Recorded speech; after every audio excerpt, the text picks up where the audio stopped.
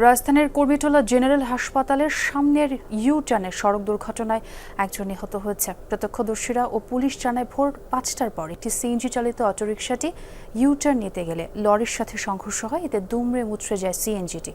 সিএনজির এক যাত্রীকে গুরুতর আহত অবস্থায় পাশের কুর্মিটোলা হাসপাতালে নেওয়া হলে কর্তব্যরত চিকিৎসক তাকে মৃত ঘোষণা করেন। চালকসহ অপর যাত্রীও গুরুতর আহত অবস্থায় হাসপাতালে চিকিৎসাধীন। চিকিৎসক জানিয়েছেন তাদের অবস্থাও আশঙ্কাজনক। এই ঘটনায় আশপাশের সড়কে যানজট দেখা দেয়।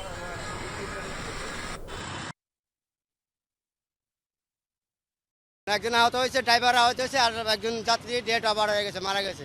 আহত ছিল, আমি ঘটনার সময় ছিলাম, আমরা পরে আসছি, এখানে আহত আছে আর একজন হচ্ছে মারা গেছে। ঘটনাস্থলে আছেন আমার সহকর্মী রাব্বি সিদ্দিকী, তার সঙ্গে একটু যোগ দিতে চাই। রাব্বি, দুর্ঘটনা কিভাবে ঘটলো তা কি জানা গেল কিনা, এবং দুর্ঘটনার পর যেমনটি বলছিলাম সড়কে যানজট দেখা দিয়েছে, এখনকার পরিস্থিতি একটু জানতে চাই আপনার মাধ্যমে।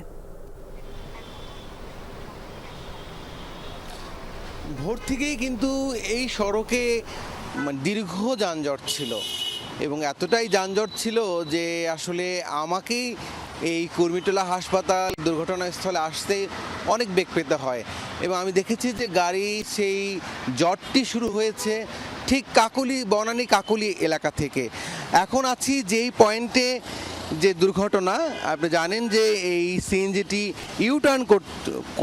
ইউটার্ন যখন করছিল ঠিক তখনই বিপরীত দিক থেকে আসা একটি লরি তাদের চাপা দেয়। সিএনজিটিকে চাপা দিলে ঘটনাস্থলে একজন মারা যান, আরও দুজন কিন্তু এই পাশেই যে হাসপাতাল কুর্মিটোলা জেনারেল হাসপাতাল, সেই হাসপাতালে চিকিৎসাধীন আছে।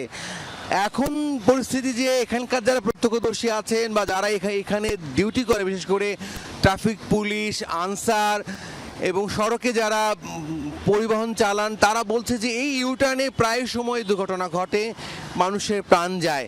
বিশেষ করে ভোর রাতের দিকে গাড়িগুলো, ট্রাকগুলো, বাসগুলো বেপরোয়া থাকে এবং তখনই আসলে ছোটোখাটো যে পরিবহনগুলো আছে সেই পরিবহনগুলো দুর্ঘটনার মুখে পড়ে। এবং এই ইউটার্নে করতে গিয়েই কিন্তু এই সিএনজির যে যাত্রী, সেই যাত্রী কিন্তু মারা গেছেন এবং আরও দুজন কিন্তু গুরুতর আহত হয়ে হাসপাতালে ভর্তি আছেন।